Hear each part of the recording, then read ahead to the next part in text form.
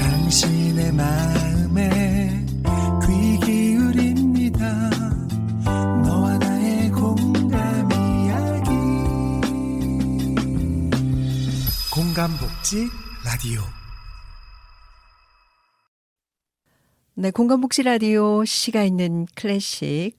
오늘은 2014년 대한민국 장애인 문학상 운문가작, 2018년 대한민국 장애인 문학상 운문 최우수상, 2020년 대한민국 장애인 문학상 단편 소설 가작, 2025년 구상 소대 문학상을 수상하신 분으로 대한민국 장애인 시인으로 촉망받고 있는 서성윤 시인의 시를 소개해 보려고 합니다.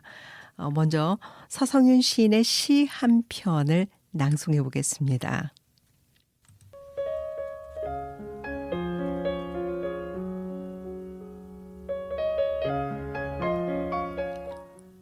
동네에서 같이 살기. 서성윤.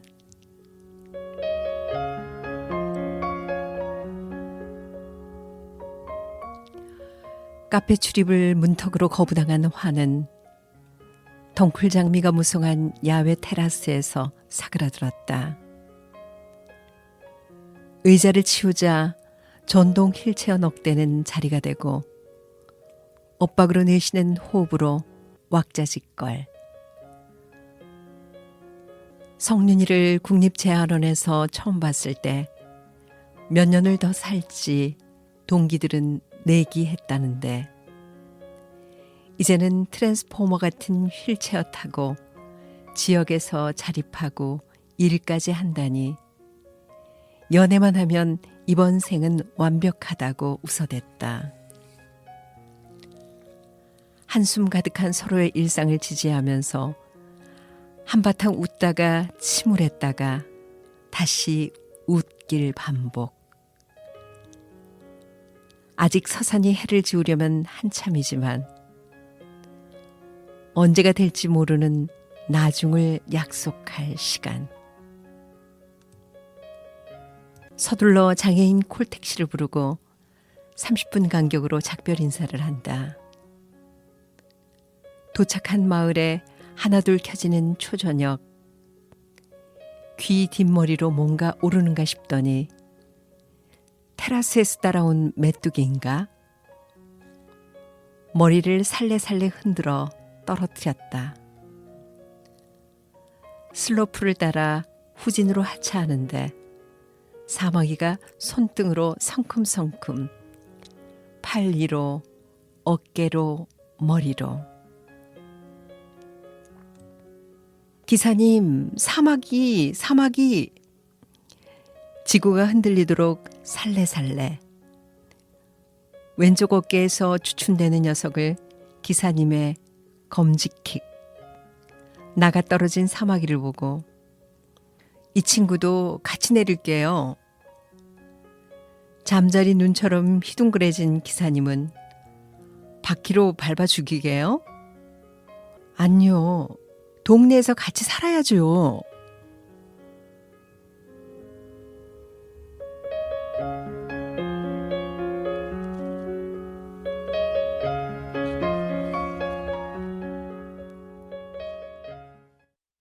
네, 먼저 읽어드린 시는 대한민국 장애인 시인으로 촉망받고 있는 서성윤 시인의 시 동네에서 같이 살기였습니다.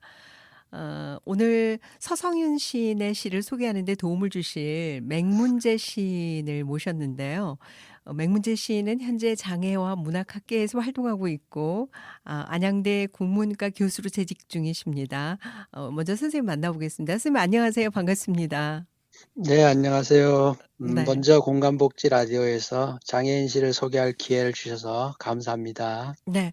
앞으로 저희 이제 시가 있는 클래식에서 한 달에 한 번 정도는 우리 장애인 시인분들을 소개하는 시간을 갖도록 할 텐데요. 우리 이제 장애인 시인분들이 인터뷰가 조금 어려우신 분들이 많으시기 때문에 맹문재 시인께서 소개를 해 주실 건데 앞으로 어떻게 소개를 해 주실 건지 잠깐 소개를 좀 해 주시면 좋겠습니다. 네, 방금 말씀하신 대로 이 장애인 시인들께서 직접 출연하셔서 자기의 삶과 시를 소개하면 좋겠지만, 뭐 신체적인 이유 등으로 인해서 직접 말씀을 하기가 어려워요.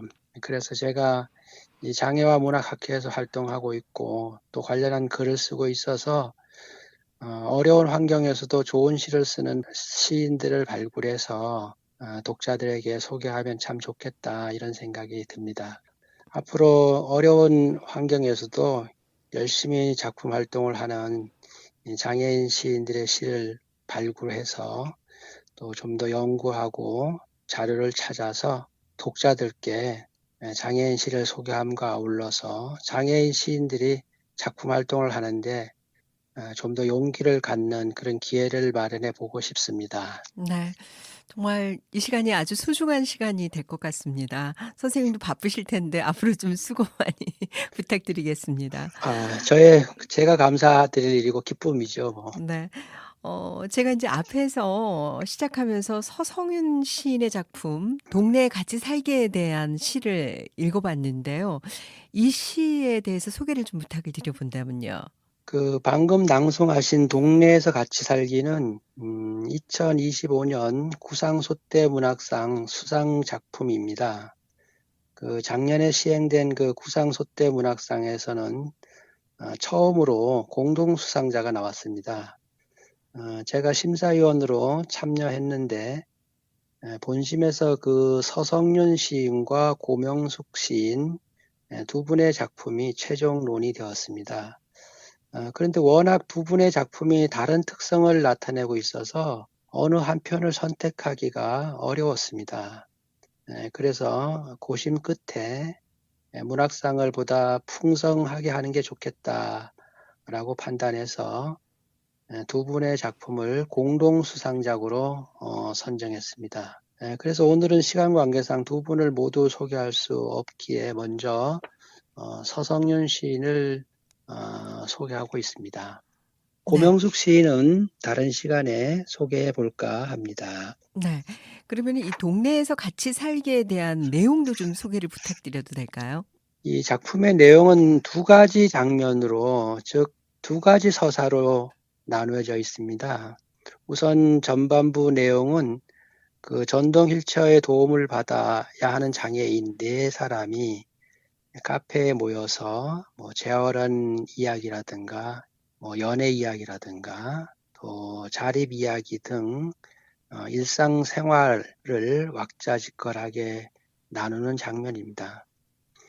서로 정담을 나누면서 한바탕 웃다가 또 침울했다가 이렇게 반복하는 장애인의 모습이 눈에 선합니다. 작품의 그 다음 장면은, 즉 후반부 서사는 장애인 네 사람이 정담을 나누다가 시간이 다 돼서 다시 만나기로 약속하고 헤어지는 내용입니다. 이 작품의 화자이자 주인공은 작품의 이해의 편의를 위해서 시인이라고 칭하겠습니다. 이 시인은 장애인 택시를 불러 타고 집으로 돌아오다가 사마귀가 자기의 뒷머리에 따라온 것을 발견했습니다. 그래서 시인은 자신도 모르게 깜짝 놀라서 기사님, 사마귀라고 불렀습니다. 그러자 택시 기사는 이 시인을 위한다고 그 손가락으로 사마귀를 튕겨 바닥에 떨어뜨렸습니다. 그러자 시인은 그 모습에 사마귀와 함께 내리겠다고 했습니다. 그러자 이 잠자리에 눈처럼 휘둥그레진 기사님이 뭐 바퀴로 밟아 죽이게요? 이렇게 묻습니다. 그러자 시인은 아니요, 동네에서 같이 살아야죠 라고 대답을 합니다. 이렇듯 이 작품은 사마귀조차 귀한 인연으로 여기고 동네에서 같이 살려고 하는 따스한 마음을 보여주고 있습니다. 점점 이기적 개인주의에 함몰되어 공동체 가치가 무너지는 현대 사회의 상황에서 이 작품의 주제는 참으로 감동을 줍니다. 네, 제가 읽을 때는 잘 몰랐어요. 그 내용을 다 숙지를 못했는데 선생님이 설명해 주시는 내용을 듣고 보니까 작품이 더더욱 의미가 깊다라는 그런 생각이 듭니다.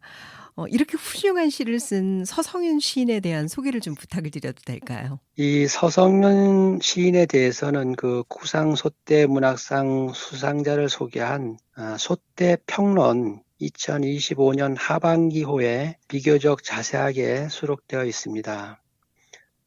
그 소대 평론에 실린 내용을 발췌해서 소개해 드리겠습니다. 서성윤 시인은 1981년 경기도 화성에서 태어났습니다. 3살 위인 형에 이어 둘째 아들로 태어났습니다.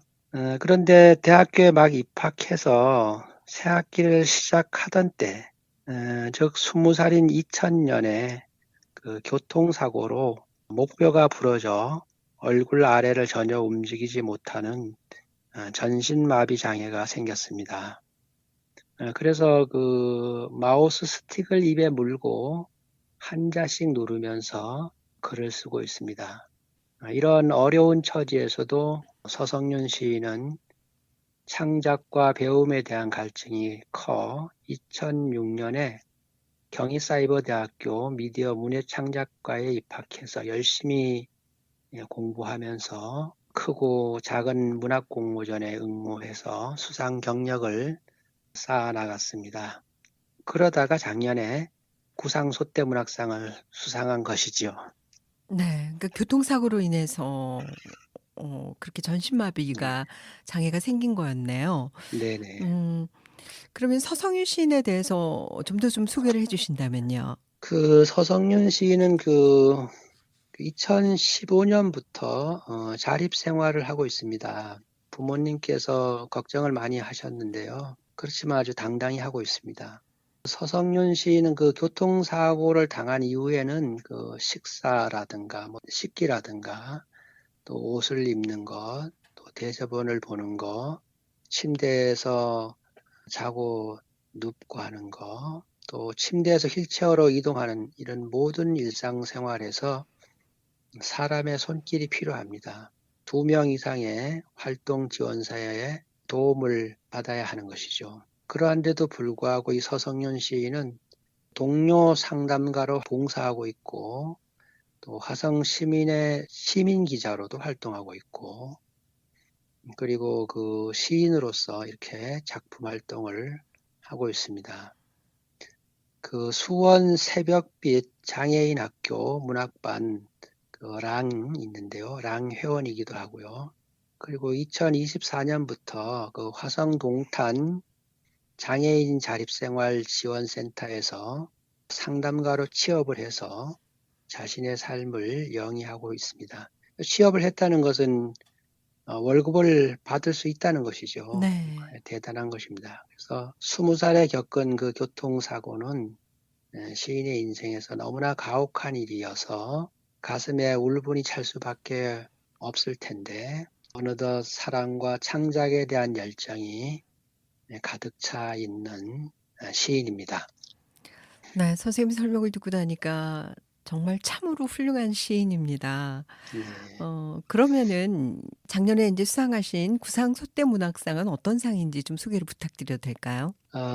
이 상은 그 방기 선생님께서 발간하신 소대 문학에서 2004년까지 소대 문학상이라는 것을 운영해 왔습니다. 그런데 이제 구상 시인께서 2003년에 소대 문학상의 발전 기금으로 2억 원을 기탁하셨습니다. 정말로 큰 돈이죠. 그리고 그 기탁하신 그 다음 해에 이제 소천하셨어요. 그래서 2005년부터 구상 소대 문학상으로 그 문학상 이름을 바꾸어서 시행하고 있습니다. 그 한강 작가의 노벨 문학상 수상을 기해서 후원금을 받아서요.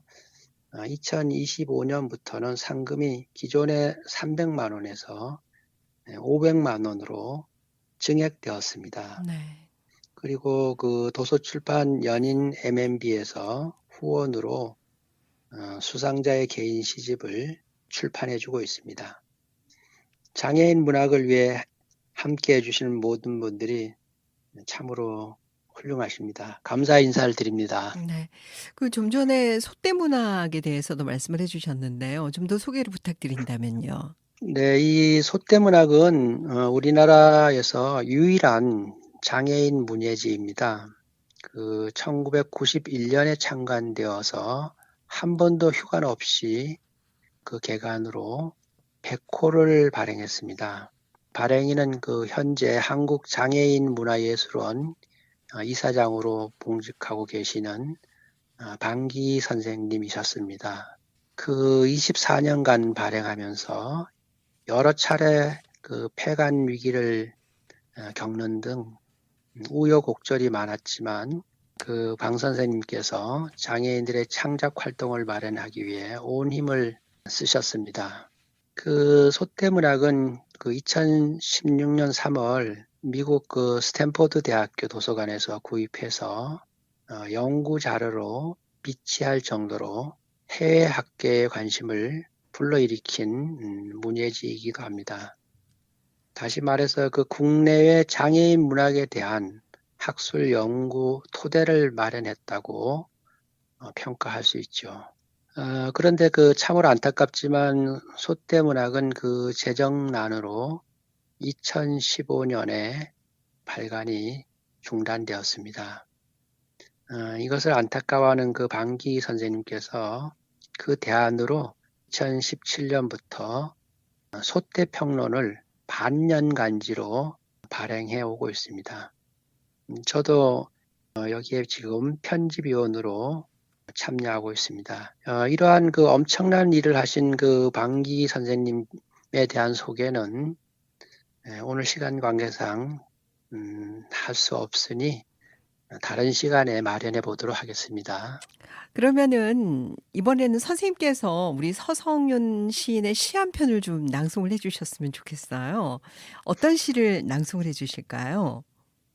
작년에 받은 구상 소떼문학상 수상작 못지않게 감동을 주는 작품으로 생일 축하합니다를 낭송해 보겠습니다. 네.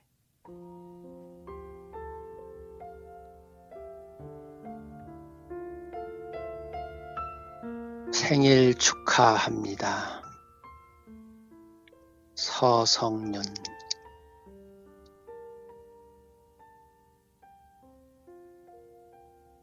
활동 지원사가 없는 주말. 침대에서 채널이 고정된 TV를 본다. 뉴스를 보고 세계를 걸어가고 팔도 밥상을 봤는데 주방에서 탄내가 난다. 산불을 감지한 고라니처럼 동공이 커진다. 불이야! 다 꺼져가는 목소리. 생일상에 두릅 몇 개 올린다고 잠깐 뒷동산에 가신 어머니는 아무리 불러도 대답이 없다. 냄비 달궈진 냄새로 멘탈은 3도 화상을 입었다. 연기가 가득 차면서 살려달란 절규는 뿌예졌다. 소고기 미역국 끓여주겠다는 어머니 얼굴이 떠올랐다. 자식의 기일이 생일과 겹치면 못 견디실 텐데 물에 빠진 개미 목소리는 마지막으로 천둥 소리를 낸다. 어머니가 헐레벌떡 뛰어오셨다. 가스를 끄고 연기를 모조리 쫓아냈지만 홀랑 타버린 마음 바닥은 닦을 방법이 없다. 주방에서 까맣게 그을린 울음이 들렸다.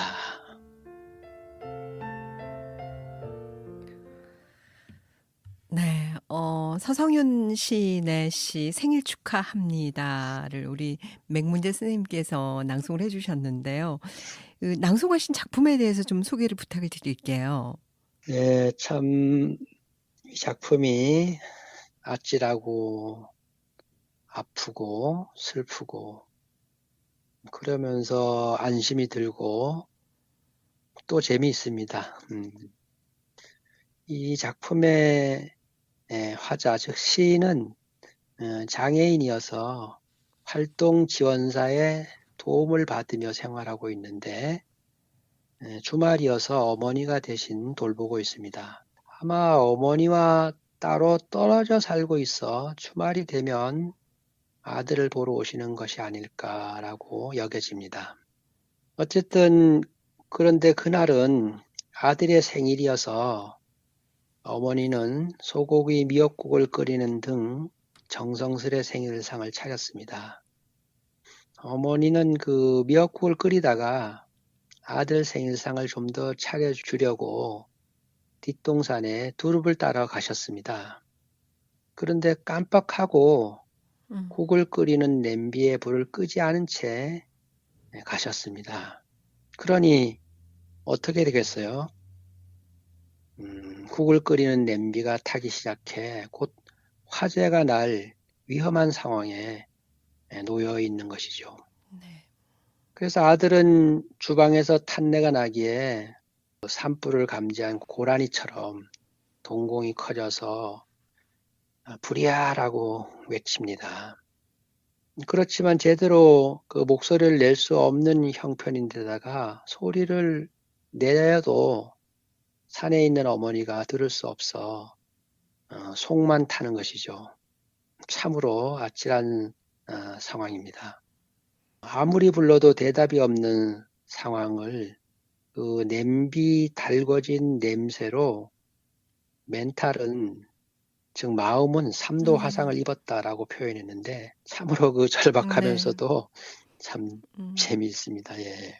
화재로 자신이 죽으면 어머니는 자식의 그 길과 네.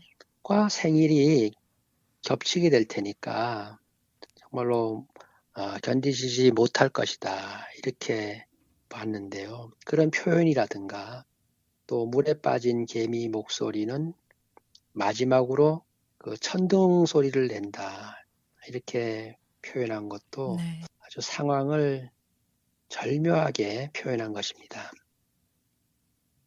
시 내용으로 들어오면 다행히 어머니가 헐레벌떡 뛰어오셔서 가스를 끄고 용기를 모조리 쫓아냈습니다. 참 비로소 안도감이 드는데 시인의 이 뛰어나고 또 어머니를 생각하는 그 깊은 마음의 사랑이라고 할까요? 그 표현력에 감탄합니다. 정말 그 선생님 설명을 듣고 나니까 그 장면이 눈에 선하기도 하고 얼마나 긴박한 상황이었겠어요. 몸은 움직일 수 없는데. 정말 그 서성윤 시인의 그 시적 감각이 좀 대단하다라는 생각이 들어요. 제가 문외한이긴 하지만. 서성윤 시인의 또 다른 시를 또 소개해 주신다면 어떤 시가 있을까요? 서성윤 시인은 가족에 대한 사랑을 많이 노래했습니다. 그래서 또 다른 작품으로 가족 사진이라는 시를 제가 낭송해 볼까 합니다. 네, 부탁드리겠습니다. 네.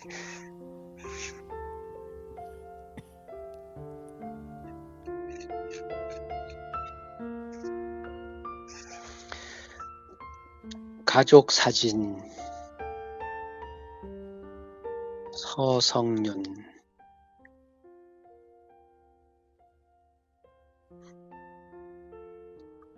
콩깍지 튀는 마당에서 쌀이비로 덕구를 진정시키는 아버지 그을린 부엌엔 푸짐한 한 끼로 분주한 어머니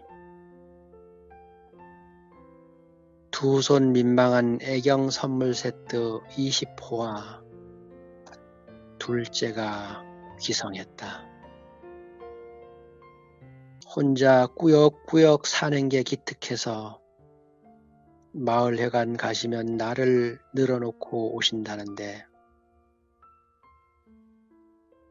전동 휠체어 높이로 짜맞춘 식탁에도 마찬가지.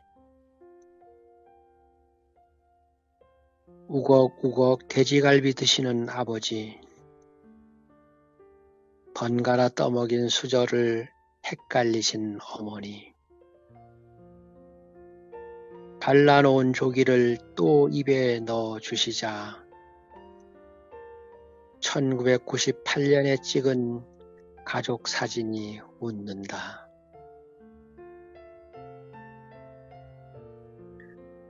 곶감도 안 먹고 그냥 간다니까.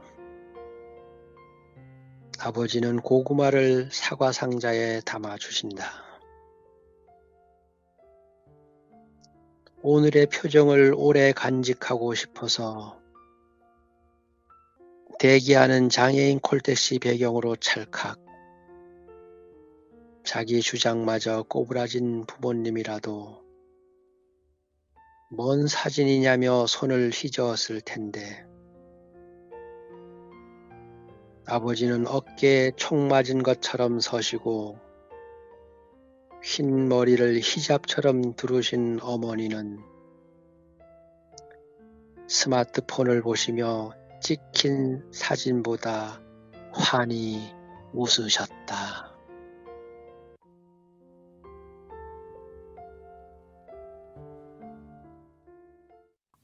서정윤 시인의 가족 사진을 낭송을 해주셨는데요. 시를 들으면서 낭송해 주시는 시를 들으면서 참으로 안쓰럽기도 하고 아름답기도 한 작품이다 이런 생각을 했습니다. 네, 그 서사와 서정이 잘 어울려진 작품입니다. 이 작품의 내용을 보면 그 세 가지 서사로 짜여져 있습니다.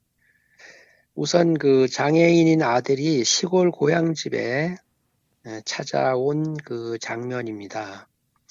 아버지는 콩깍지 튀는데 달려드는 개를 그 작품에서 덕구라고 하는 게 개 이름 같아요. 네, 그 그런 것 개를 같아요. 네. 사르비로 쫓아내고 음. 있습니다.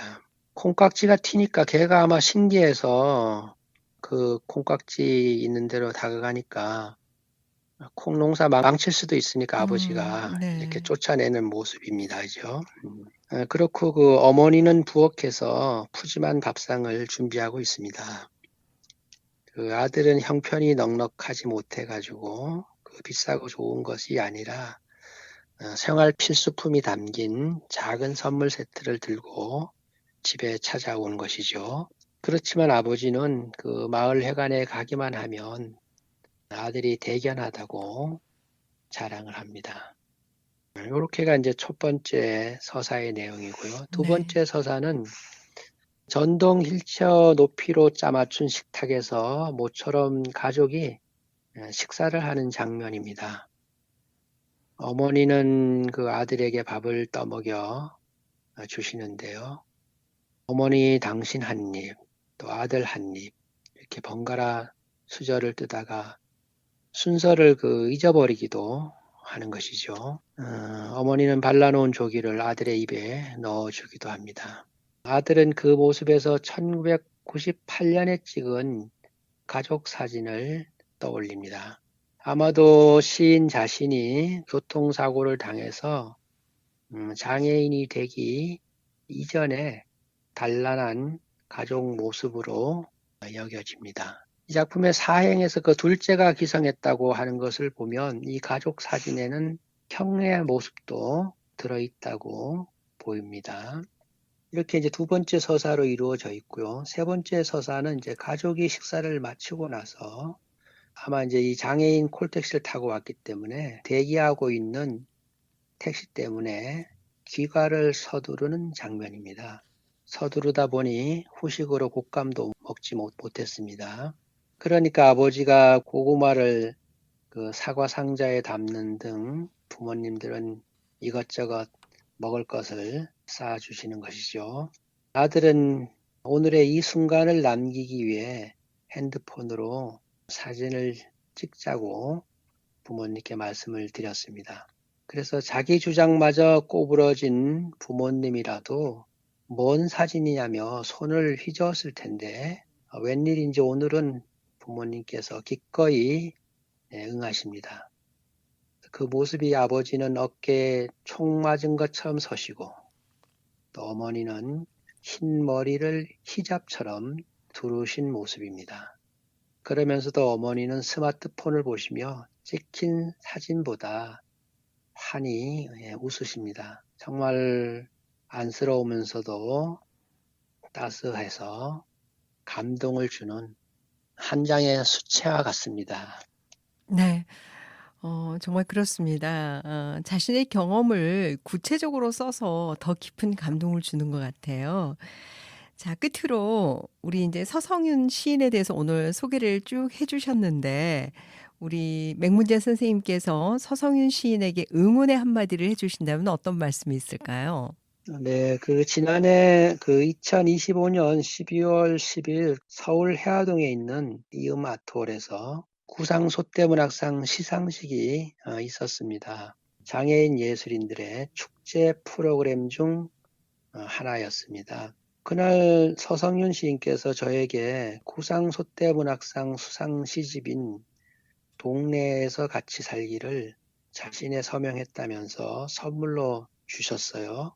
저는 일반적으로 시인들이 자기의 책을 선물할 때 누구누구 시인께 또 누구누구 선생님께 등으로 이렇게 자필 서명을 하기에 그것을 기대하고 시집을 펼쳤는데 그러한 글자가 없었고 서성윤 시인 도장만 찍혀 있었습니다. 그래서 그 순간 서시인께서 글씨를 쓸 수 없는 형편임을 다시금 깨달았습니다. 그렇지만 그 도장을 찍기 위해 얼마나 정성을 다했을까 하는 생각에 큰 감동을 받았습니다. 이 시간을 통해 감사의 인사를 드립니다. 앞으로 늘 건강하시고 좋은 시 많이 쓰시기를 응원합니다. 네, 오늘 시간 있는 클래식 저희가 이제 한 달에 한 번 정도는 우리 맥문재 시인을 통해서 우리 장애인 시인분들의 시를 감상하는 그런 아주 소중한 시간을 가질 텐데요. 저 오늘 첫 시간이었는데 정말 이렇게 우리 맥문재 시인께서 그 장애인 시인들에게 뭔가 힘과 응원의 메시지를 주시는 것 같아가지고 더 아름다운 그런 시간인 것 같습니다. 자, 저희 프로그램이 시가 있는 클래식이잖아요, 선생님. 그래서 네, 클래식 한 곡을 선곡을 해주셔야 하는데, 네. 어떤 클래식을 선곡을 하면 좋을까요? 어떤 곡을 들려드리면 좋을까요? 네, 제가 서성윤 시인을 위해 어떤 클래식을 추천해 드릴까 하고 찾아봤습니다. 보니까 모차르트 클라리넷 협주곡 A장 쪽 622가 좋겠다라고 생각했습니다. 참으로 절묘하고 아름답다는 생각이 들어서 서성윤 시인이 시를 쓰는데 도움이 되었으면 해서 골라보았습니다. 서성윤 시인 거듭 응원합니다. 네. 모차르트의 클라리넷 협주곡 A장조 KL 번호 622번 준비하겠고요. 정말 아름다운 곡이에요. 그리고 이제 앞에서도 말씀을 드렸지만은 우리 더 많은 장애인 시인분들을 소개해 주실 텐데 그 시간을 많은 분들이 또 기다리고 계실 것 같습니다. 네, 오늘은 2014년 대한민국 장애인 문학상 운문가작, 2018년 대한민국 장애인 문학상 운문 최우수상, 2020년 대한민국 장애인 문학상 단편소설 가작, 2025년에 구상 소대문학상을 수상하신 분으로 대한민국 장애인 시인으로 촉망받고 있는 서성윤 시인의 시를 소개해 봤습니다. 오늘 서성윤 시인의 시를 소개해 주신 분은요, 안양대 국문과 교수로 재직 중인 맥문재 시인과 함께 했습니다. 선생님 감사드립니다. 네, 네, 감사해요. 네. 맥문재 시인께 다시 한번 감사의 말씀을 드리고요.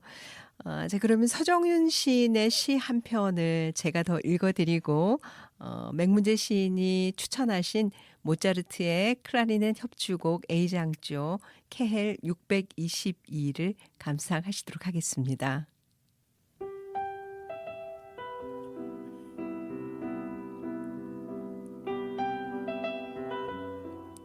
사람이 예술이야.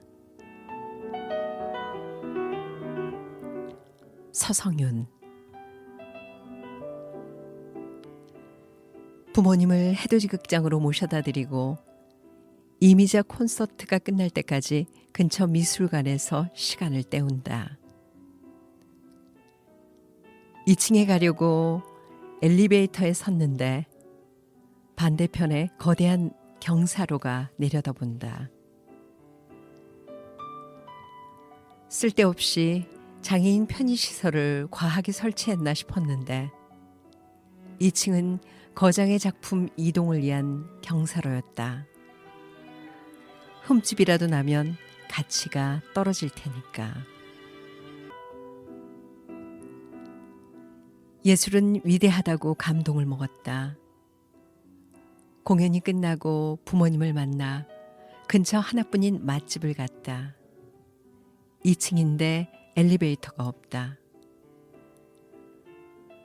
사람 존재 자체가 지상 최대 예술인데 왜 나는 화랑미술관 2층처럼 이동 못하는가?